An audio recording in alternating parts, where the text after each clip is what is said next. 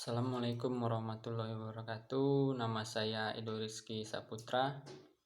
Nomor induk mahasiswa saya yaitu 1051700438. Di video kali ini saya akan menjawab dua pertanyaan sebagai tugas UTS dari mata kuliah Tata Kelola Keuangan Pemerintahan. Soal pertama yaitu jelaskan definisi keuangan negara, ruang lingkupnya, dan asas-asas pengelolaan keuangan negara. Definisi keuangan negara adalah semua hak dan kewajiban negara yang dapat dinilai dengan uang, serta segala sesuatu baik berupa uang maupun berupa barang yang dapat dijadikan milik negara, berhubung dengan pelaksanaan hak dan kewajiban tersebut dalam penjelasan Undang-Undang Nomor 17 Tahun 2003 tentang Keuangan Negara, yang dinyatakan bahwa pendekatan yang digunakan dalam merumuskan keuangan negara adalah dari sisi objek, subjek, proses, dan tujuan. Dari sisi objek, yang dimaksud dengan keuangan negara meliputi semua hak dan kewajiban negara yang dapat dinilai dengan uang, termasuk kebijakan dan kegiatan dalam bidang fiskal, moneter, dan pengelolaan kekayaan negara yang dipisahkan, serta segala sesuatu baik berupa uang maupun berupa barang yang dapat dijadikan milik negara berhubung dengan pelaksanaan hak dan kewajiban tersebut. Dari sisi tujuan, keuangan negara meliputi seluruh kebijakan, kegiatan, dan hubungan hukum yang berkaitan dengan pemilikan atau penguasaan objek sebagai tersebut di dalam rangka penyelenggaraan pemerintah negara. Berdasarkan pengertian keuangan negara dengan pendekatan objek, terlihat bahwa hak dan kewajiban negara yang dapat dinilai dengan uang diperluas cakupannya, yaitu termasuk kebijakan dan kegiatan dalam bidang fiskal, moneter, dan pengelolaan kekayaan negara yang dipisahkan. Baik, selanjutnya ruang lingkupnya. Ruang lingkup keuangan negara meliputi yang pertama, hak negara untuk memungut pajak, mengeluarkan dan mengedarkan uang dan melakukan pinjaman. Yang kedua, kewajiban negara untuk menyelenggarakan tugas layanan umum pemerintah negara dan membayar tagihan pihak ketiga. Yang ketiga, penerimaan negara. Yang keempat, pengeluaran negara. Yang kelima, penerimaan daerah. Yang keenam, pengeluaran daerah. Yang ketujuh, kekayaan negara atau kekayaan daerah yang dikelola sendiri atau oleh pihak lain berupa uang, surat berharga, piutang, barang, serta hak-hak lainnya yang dapat dinilai dengan uang, termasuk kekayaan yang dipisahkan pada perusahaan negara atau perusahaan daerah. Yang kedelapan, kekayaan pihak lain yang dikuasai oleh pemerintah dalam rangka penyelenggaraan tugas pemerintah dan atau kepentingan umum. Yang kesembilan, kekayaan pihak lain yang diperoleh dengan menggunakan fasilitas yang diberikan pemerintah.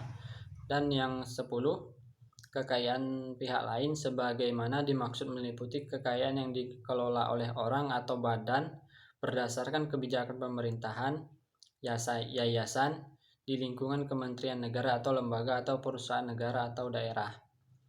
Baik, untuk selanjutnya yaitu asas-asas pengelolaan keuangan negara.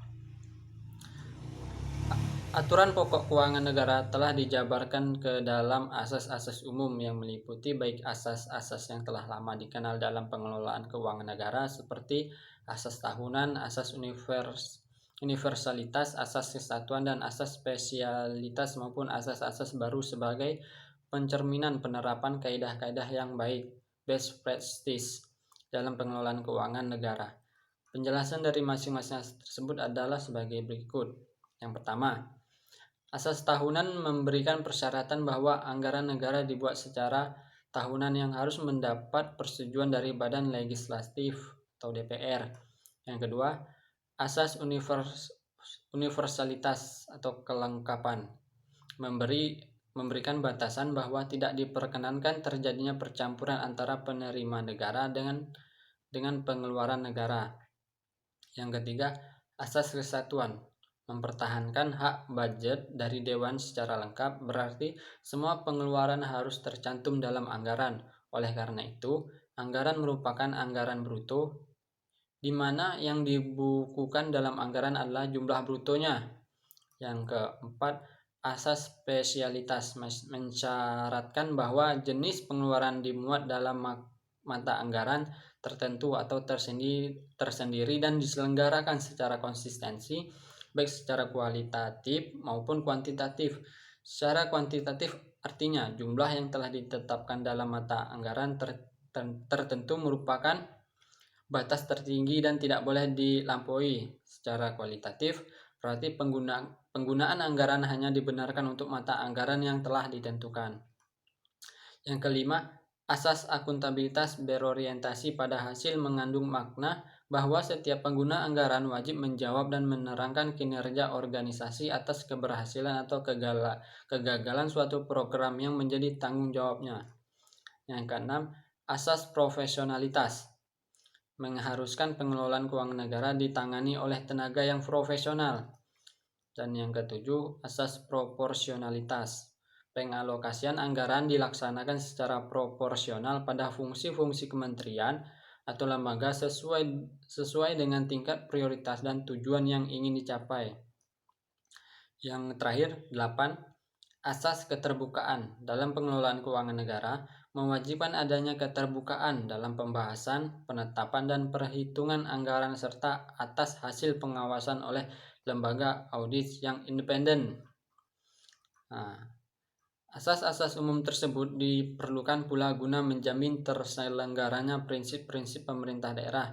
Dengan dianutnya asas-asas umum tersebut yang telah saya jelaskan tadi di dalam Undang-Undang tentang Keuangan Negara, pelaksanaan undang-undang ini selain menjadi acuan dalam reformasi manajemen keuangan negara, sekaligus dimaksud untuk memperkokoh landasan pelaksanaan desentralisasi dan otonomi daerah di Negara Kesatuan Republik Indonesia.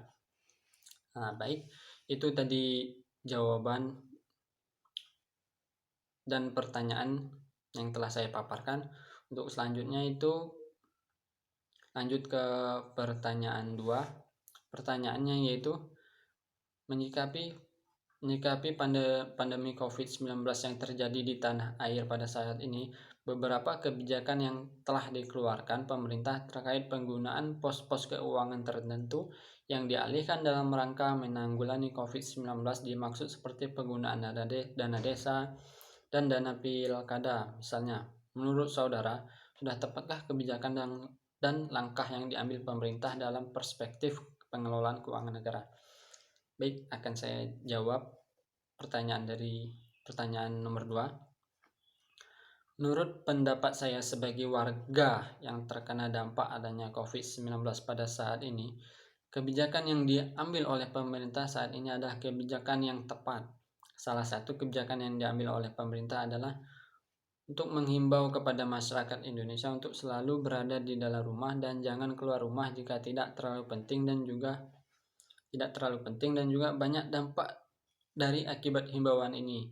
Para pegawai dihimbau untuk bekerja di rumah, pengusaha jam jualan terbatas, dan dagangan tidak laku seperti hari-hari biasanya, dan juga dampak ini terkena para pekerja swasta.